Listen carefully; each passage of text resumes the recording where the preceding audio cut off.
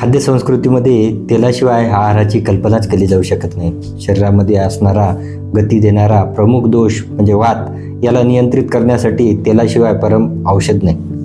अशा वेळेस स्वयंपाकामध्ये वापरलं जाणारं तेल हे महत्त्वपूर्ण ठरतं, ते आरोग्यदृष्ट्या सुद्धा. त्यामुळे सध्या उपलब्ध असणारी वेगवेगळी बाजारातली तेलं यापैकी कुठलं तेल, करडी, सूर्यफूल, भुईमूग असे वेगवेगळी तेलं उपलब्ध असली तरी स्वयंपाकासाठी मात्र कुठलं तेल वापरायचं हा प्रश्न प्रत्येकालाच पडत असतो. अशा वेळेस आयुर्वेद दृष्टिकोनातून याचा कशा पद्धतीने विचार केला पाहिजे, स्वयंपाकासाठी कुठल्या प्रकारचं तेल हे खाद्यतेल म्हणून आपण वापरलं पाहिजे हे जाणून घेऊया आजच्या व्हिडिओच्या माध्यमातून. तत्पूर्वी चॅनलवर नवीन असाल तर चॅनलला लाईक, शेअर, सबस्क्राईब करून घ्या, जेणेकरून आपले व्हिडिओ आपल्यापर्यंत सर्वात आधी पोहोचतील.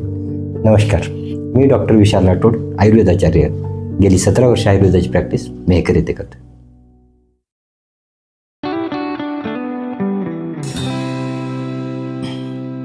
बदललेल्या जीवनशैलीचा परिणाम म्हणून आज BP, कोलेस्ट्रॉल, थायरॉईड सारखे विकार मोठ्या प्रमाणात प्रचलित वाढत चाललेत आणि या आजारांना कारणीभूत ठरण्यामध्ये बहुतांश वेळा तेलाचा संबंध जोडला जातोय. आणि तेल हे शरीरासाठी स्निग्धतेचा प्रमुख स्रोत असला तरी आजाराला कारणीभूत ठरत असल्यामुळे बऱ्याच लोकांनी तेल हे स्वयंपाकातून हद्दपार सुद्धा केले.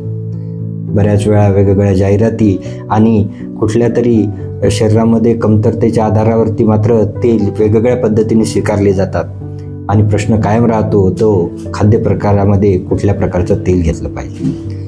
आता याच्यामध्ये पहिला क्रायटेरिया तेल स्वीकारताना हा केला पाहिजे की तो आपण आपल्या भागात राहतो त्या भागामधल्या प्रदेशाच्या आधारावरती तेल स्वीकारलं पाहिजे. साधारणतः आपण राहतो त्या परिसरामध्ये 40 ते 45 किलोमीटरचा परिसर हा आपल्या शरीरासाठी पोषक प्रकारच्या घटकांनी परिपूर्ण असतो. त्यामुळे त्या प्रकारच्या वातावरणानुसार तिथली पीक पद्धतीसुद्धा अवलंबून असते. त्यामुळे आपण राहतो त्या प्रदेशामध्ये पिकणारी कुठल्याही प्रकारची तेलबियांची पानं ही आपण खानपानामध्ये वापरली पाहिजे. ही वापरणं ही आपल्या पचनाच्या दृष्टीने किंवा शरीरामध्ये असणाऱ्या दोष बलाच्या दृष्टीने आवश्यक ठरत असते. दुसरा महत्त्वाचा बदल तो ऋतूनुसार केला पाहिजे. बऱ्याच वेळा एकाच प्रकारची तेलं सतत वापरण्यापेक्षा ऋतूनुसार तेलांचा बदल करणं जास्त योग्य ठरत असतं. साधारणतः पावसाळा हा ऋतू आभाळलेलं वातावरण शरीरामध्ये वातप्रकोपाला कारणीभूत ठरणारा असतो. अशा वेळेस सतत आभाळलेल्या वातावरणामुळे शरीरामध्ये सूर्यप्रकाशापासून मिळणारी ऊर्जा ही कमी मिळत असते. अशा वेळेस सूर्यफुलासारखं तेल जे वरती सूर्यप्रकाशामध्ये येतं अशा प्रकारचं तेल हे उच्च उष्मांकाचं आणि शरीरामध्ये बलवर्धक ठरणारं ठरतं. पचनासाठी सुद्धा ते योग्य ठरत असतं. त्यामुळे पावसाळ्यासारख्या ऋतूमध्ये सूर्यफुलासारखं तेल वापरलं पाहिजे. हिवाळा हा बलवर्धनाचा काळ मानला जातो आणि यावेळेस सुद्धा सूर्यप्रकाशासोबत शरीरामध्ये बलवर्धनासाठी म्हणून करडीसारखं तेलाची गरज भासत असते. त्याचबरोबर उन्हाळ्यासारख्या ऋतूमध्ये, उष्ण स्वरूपाच्या ऋतूमध्ये जमिनीखाली येणारं भुईमूग या भुईमुगाचं तेल हे सुद्धा उच्च प्रतीचं आणि बलवर्धनासाठी आवश्यक ठरतं. कारण शरीरामध्ये त्या प्रमाणामध्ये पृथ्वीतत्व कमी झालेलं असतं आणि भुईमुगासारखं तेल हे पृथ्वीतत्वाने परिपूर्ण असतं. त्यामुळे साधारण तेल स्वीकारताना ऋतूनुसार जर त्याचा विचार करायचा झाला तर पावसाळ्या ऋतूमध्ये सूर्यफूल, हिवाळ्या ऋतूमध्ये करडी आणि उन्हाळ्यासारख्या ऋतूमध्ये भुईमुगासारखी तेल स्वीकारली पाहिजे.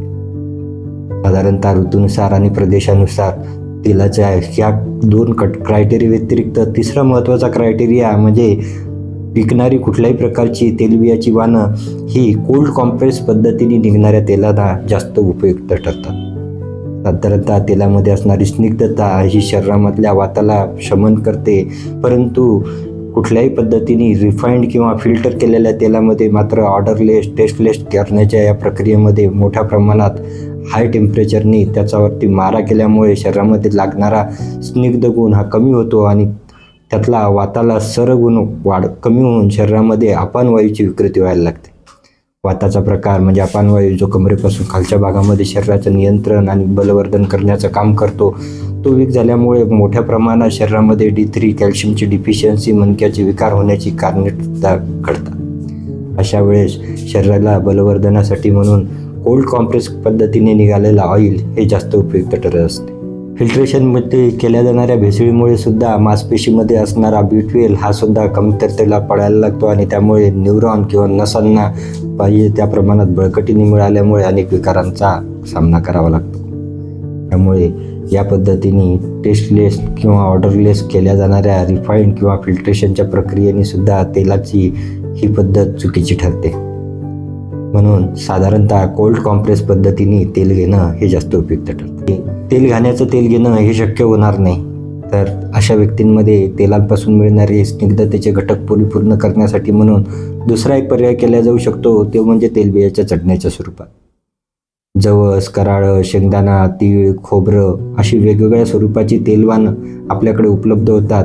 पण ही तेलवान घाण्याच्या तेलातून काढणं शक्य नसेल तर अशांनी मात्र याच्या चटण्याचा वापर शरीरामध्ये मिळणाऱ्या पूर्ततेसाठी केला पाहिजे. साधारणतः कुठल्याही प्रकारची तेलबियांपासून बनणारी चटणी, मग उल्लेखित केलेल्या वरच्या चटण्यापैकी कुठली तरी 5 ते 10 ग्रॅमपर्यंत सकाळ संध्याकाळ घेणं हा सुद्धा शरीरामध्ये लागणाऱ्या बाकी सर्व शरीरातल्या कॅल्शिफिकेशनला इम्प्रूव्ह करणाऱ्या किंवा D3च्या लेवलला इम्प्रूव्ह करण्यासाठी उपयोगी ठरू शकतं. म्हणून वरील पद्धतीने तेल घेणं शक्य नसेल तर मात्र तेलबियांच्या चटण्याचा आवर्जून आहारामध्ये समावेश केला पाहिजे. खाद्यतेलामध्ये मात्र शरीराचं पोषण आणि वातदोषाचं शमन हे दोन्ही करल्या जात असल्यामुळे योग्य पद्धतीने तेलाचा स्वीकार करताना प्रदेशाच्या आधारावरती, ऋतूच्या आधारावरती आणि कोल्ड कॉम्प्रेस पद्धतीच्या आधारावरती करणं योग्य ठरतं. त्याही व्यतिरिक्त आपण जो आज महत्त्वाचा विषय डिस्कस केला तो म्हणजे तेलबियाच्या चटण्या.